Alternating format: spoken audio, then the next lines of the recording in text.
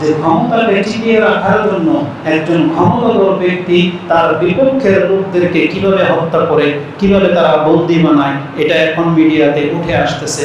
অথচ রাসূলুল্লাহ সাল্লাল্লাহু আলাইহি ওয়াসাল্লামকে এটা আজ থেকে 1400 বছর আগেই জানিয়ে দেওয়া হয়েছে যে আপনার উম্মতই এটা করবে, মুসলিমদেরকে হত্যা করবে, মুসলিমদেরকে বন্দী বানাবে।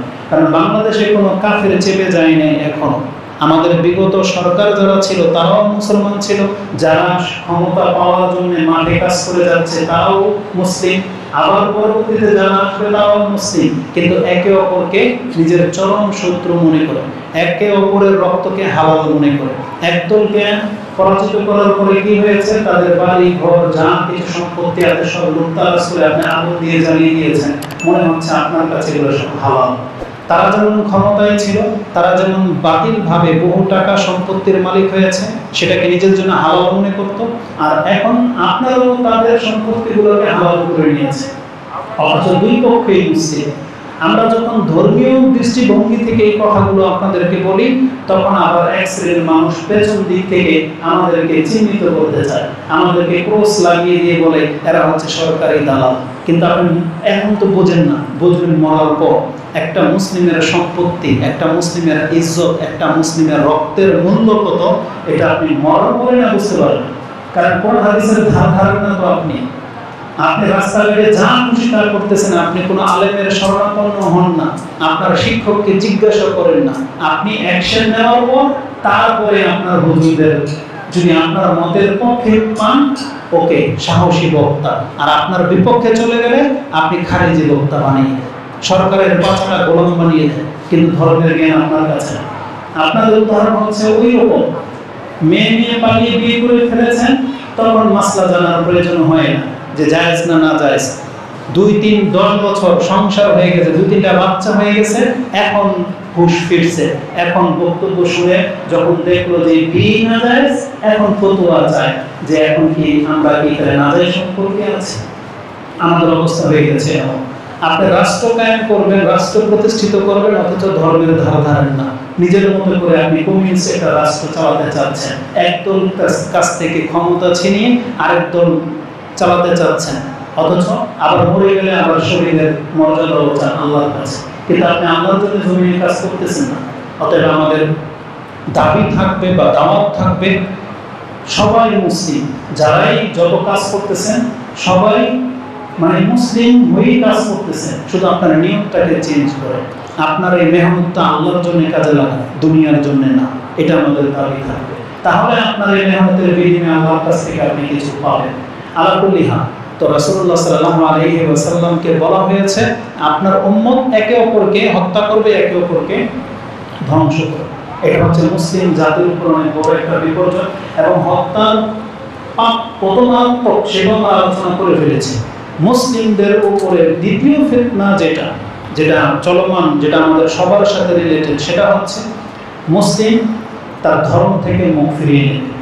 এটা হচ্ছে মুসলিমদের জীবনের সবচেয়ে বড় বিপর্যয়। মুসলিম তার ধর্ম থেকে মুখ ফিরাবে, উল্টা পথে হাঁটবে, আর আপনি ভাববেন না যে এটা শুরু হয়ে যায়নি, বরং পৃথিবীতে 90% মুসলিম আপনারা ধর্মের উল্টা পথে হাঁটতেছে। আজকে যারা হয়তো আপনারা গুটি কয়েকটা মানুষ মসজিদে নামাজ পড়তে আসছেন, আপনি বাংলাদেশের সংখ্যা অনুযায়ী পরিসংখ্যান গণেন তো কতজন মানুষ মসজিদে আসছেন। পুরো বাংলার জমিনে যতগুলো মসজিদ আছে সমস্ত মসজিদের মুসল্লিদেরকে আপনি কানেক্ট করেন, যোগ করেন, আর কত মানুষ নামাজ পড়ে না, আপনি দেখতে পাবেন যে 90% মুসলিম আর ধর্ম থেকে মুখ ফিরিয়ে নিয়েছে। তো এটা হচ্ছে মুসলিমদের জীবনের সবচেয়ে বড় বিপর্যয়।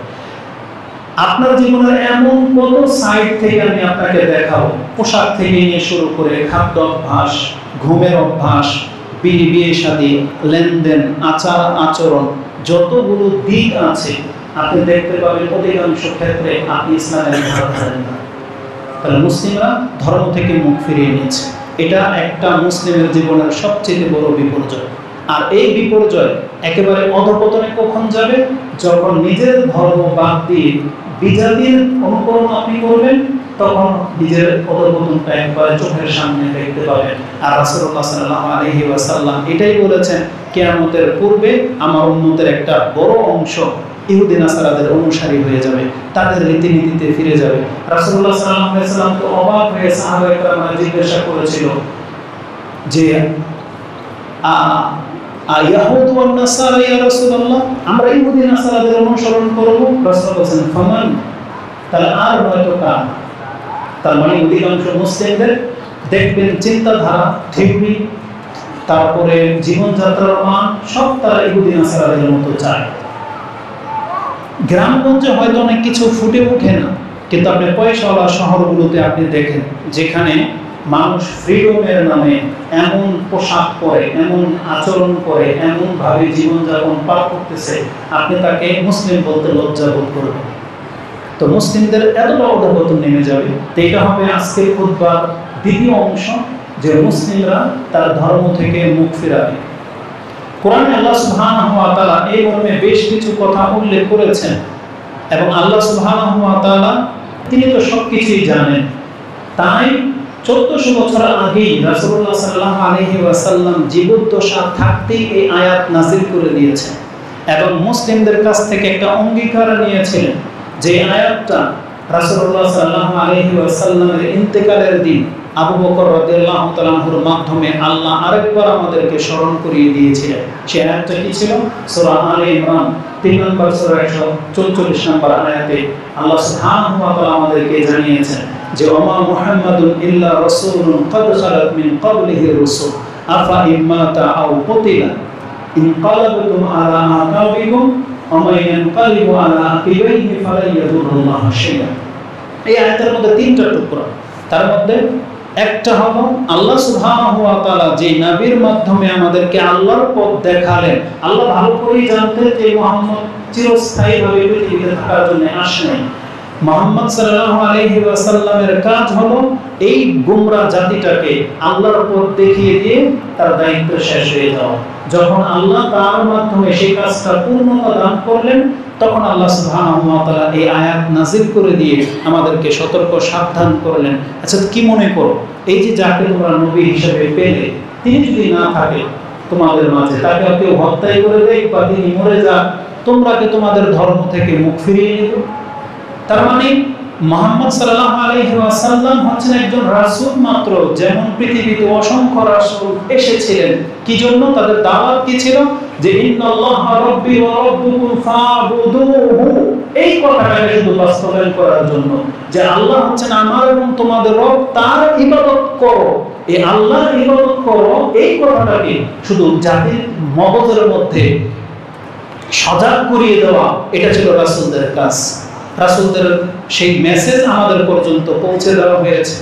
এখন আল্লাহ সুবহানাহু ওয়া তাআলা বলতেছেন, এই মুহাম্মদ যদি না থাকে, তার মানে তোমরা কি ইবাদত বন্দেগী সব ছেড়ে দেবে, আবার তোমাদের পিতৃপুরুষ বা পূর্বের অবস্থা যেমন ছিল তোমাদের ওই দিকে ফিরে যাবে? তারপর আল্লাহ সুবহানাহু ওয়া তাআলা বলেছেন যে আমায়ান কালিবু আলা আকিবাইহি, যারা এই ধর্ম পাওয়ার পরে আবার যদি বিধর্মী হয়ে যায়, ধর্ম থেকে মুখ ফিরিয়ে নেয়, তাহলে সে জেনে নাও, তুমি জেনে নাও যে তুমি আল্লাহর কোনো কিছু ক্ষতি করতে পারবে না। ফালা ইয়াদুরুল্লাহ শাইআ, আল্লাহর কোনো ক্ষতি তুমি করতে পারবে না। এই মর্মে একটা হাদিসে কুদসি রয়েছে। হাদিসটি আপনি মুসলিমে পেয়ে যাবেন। মুসলিমে হাদিসটি মুসলিমে রয়েছে 46 নম্বর অধ্যায়, কিতাবুল বিররি ওয়াস সিলাহ, তার 15 নম্বর পর্ব, হাদিস নাম্বার সম্ভবত 6466, 6466। তাতে একটা হাদিস এনেছেন ইমাম মুসলিম যে আল্লাহ সুবহানাহু ওয়া তাআলা জুলুমকে হারাম করেছেন। আবু যার রাদিয়াল্লাহু তাআলা থেকে হাদিসের বর্ণনা করা হয়েছে যে আল্লাহ সুবহানাহু ওয়া তাআলা তাদের তিনি বলেছেন, ইয়া ইবাদি ইন্নী হারামতু আয-যুলমা আলা নাফসি ওয়া জাআলতু বাইনাকুম মুহাররামান ফালা তাযালামু। এইভাবে হাদিসটা শুরু হয়েছে যে আমি আল্লাহ নিজের উপরে জুলুম করাকে নিজেই হারাম করে নিয়েছি, এবং ওই একই জুলুম তোমাদের একে অপরের উপরে করাটাকেও হারাম করে দিয়েছি। খবরদার কেউ কারো উপরে জুলুম করো না। এই হাদিসটি একটু লম্বা, তার মধ্যে একটা টুকরা এমন রয়েছে যে আল্লাহ সুবহানাহু ওয়া তাআলা বলেছেন, ইন্না আউওয়ালাকুম ওয়া আখিরাকুম ওয়া ইনসাকুম ওয়া জিন্নাকুম কানু আলা আফজারি কালবি রাজুলিন ওয়াহিদিন। তোমাদের পুরো পৃথিবীর মানুষ যদি সবাই একটা খারাপ ব্যক্তির মতো হয়ে যাও, ফেরাউনের মতো। সব ফেরাউন হয়ে গেছে পৃথিবী। আল্লাহ সুবহানাহু ওয়া তাআলা বলেছেন মা নাকাসা যালিকা ফি মুলকি শাইআন, তাহলে আমার রাজত্বে আমার সম্মানে সামান্যতম ঘাটতি হবে না, আল্লাহ বলেছেন।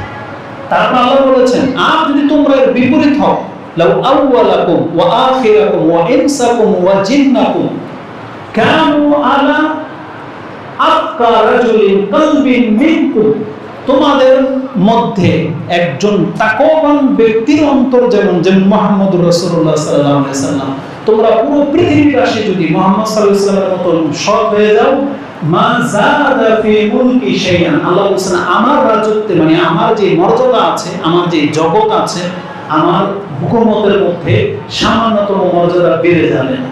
তার মানে আমরা যদি আল্লাহর ইবাদত করি সেটাও আমাদের ফায়দা, আমরা যদি আল্লাহর কাছ থেকে মুখ ফিরিয়ে নেই তাহলে এটা আমাদের ক্ষতি। আল্লাহ সুবহানাহু ওয়া তাআলার এখানে কোনো লাভ ক্ষতি নেই।